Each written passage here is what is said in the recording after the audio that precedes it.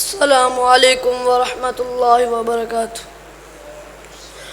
أعوذ بالله من الشيطان الرجيم. بسم الله الرحمن الرحيم. يا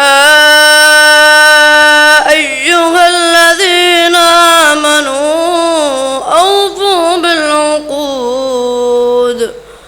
أحلت لكم بهيمة الأنعام إلا ما يتلى عليكم غير محل الصيد وأنتم حرم.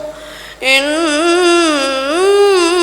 الله يحكم ما يريد. يا أيها الذين آمنوا لا تحلوا شعائر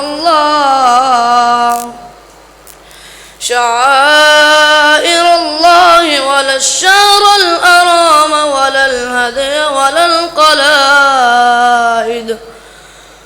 القلائد ولا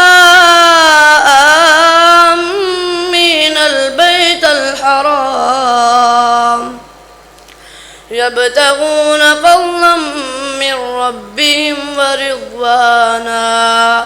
وإذا حللتم فاصطادوا ولا يجرمنكم شنآن قوم أن صدوكم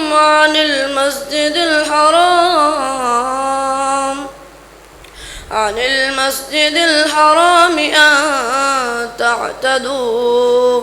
وتعاونوا على البر والتقوى ولا تعاونوا على الإثم والعدوان.